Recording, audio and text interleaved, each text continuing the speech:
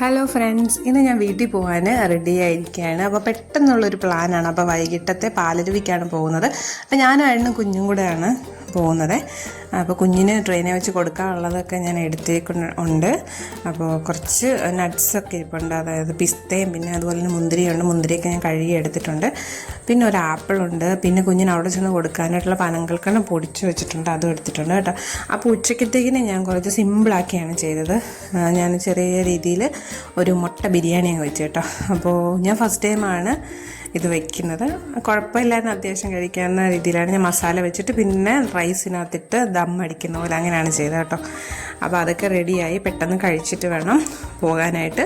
അപ്പോൾ ഞങ്ങൾ നേരെ റെയിൽവേ സ്റ്റേഷനിൽ ചെന്നു. റെയിൽവേ സ്റ്റേഷനിൽ ചെന്ന് ഞാൻ തന്നെ നേരെ വണ്ടിയിൽ കയറിയിരുന്നു. 4 മണിക്കാണ് ട്രെയിൻ വിടുന്നത്.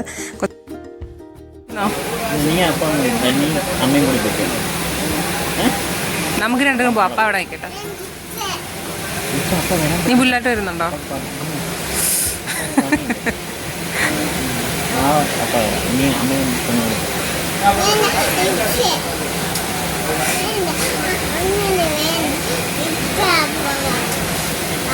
അപ്പ വരുന്നില്ല. നമുക്ക് രണ്ടുപേരും പോവാം. അമ്മ വരുന്നുണ്ടോ? അമ്മ നാളെ വരണ്ട. കട പൂട്ടിട്ടല്ല, അമ്മ കട പൂട്ടിട്ട് നാളെ വെക്കാം. ഓക്കെയാണോ? ആടാ കൊള്ളാനല്ല.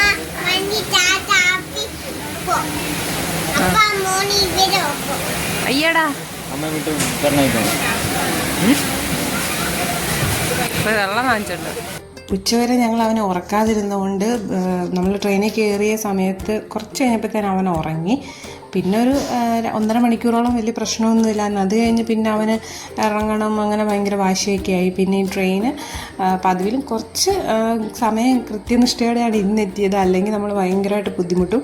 കാരണം ഇതിൽ തൃശ്ശൂരൊക്കെ ആകുമ്പോഴത്തേന് ഒരുപാട് ആൾക്കാർ കയറുന്നുണ്ട്. കാരണം നോർമൽ ട്രെയിൻ ആയതുകൊണ്ടും ജോലിക്കാരുടെയൊക്കെ സമയമായതുകൊണ്ടും അപ്പോൾ അതിലെല്ലാം ആൾക്കാരായിരിക്കും. അപ്പോൾ ഞങ്ങൾ കറക്റ്റ് സമയത്ത് എത്തി. പിന്നെ അവിടെ ചെന്ന് തിരുവല്ല ഇറങ്ങിയപ്പോൾ തന്നെ ഞങ്ങൾ ഓട്ടോ വിളിച്ച് നേരെ നമ്മൾ ബസ് സ്റ്റാൻഡിൽ ചെന്നു. അവിടെ ചെന്നപ്പോഴത്തേക്കിന് ഒരു KSRTC ഇങ്ങനെ പോകാനായിട്ട് റെഡി ആയിട്ട് നിൽക്കുകയായിരുന്നു. അപ്പോൾ ഞങ്ങൾ ഓടി ചെന്നിട്ടാണ് കയറിയത്. കയറിയിട്ട് സീറ്റൊക്കെ ഉണ്ടായിരുന്നു. പിന്നെ ഞങ്ങൾ പുല്ലാട്ടിറങ്ങിയിട്ട് പിന്നെ അവിടുന്ന് ഓട്ടോയ്ക്കാണ് പോയത്. അപ്പോൾ പുല്ലാട്ടൊക്കെ നമ്മൾ ആ ഒരു ചേച്ചി മരിച്ചല്ലോ, രഞ്ജിത എന്ന് പറഞ്ഞ നമ്മുടെ പ്ലെയിൻ ക്രാഷിൽ മരിച്ചല്ലോ. അപ്പോൾ അതിൻ്റെ ചേച്ചിയുടെ ഫോട്ടോസൊക്കെ ഇങ്ങനെ വെച്ചിട്ടുണ്ടായിരുന്നു. അവിടെ എല്ലാം ഫ്ലെക്സ് ഉണ്ടായിരുന്നു. 9:45 ആയപ്പോഴത്തേന് ഞങ്ങൾ വീട്ടിൽ ചെന്നു. അപ്പോൾ മഴയൊക്കെ കഴിഞ്ഞിരിക്കുന്ന സമയമായിരുന്നു.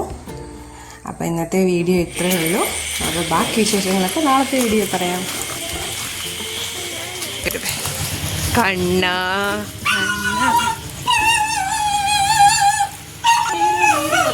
എന്തായിട്ട് ഇതിനൊരു മങ്ങല്?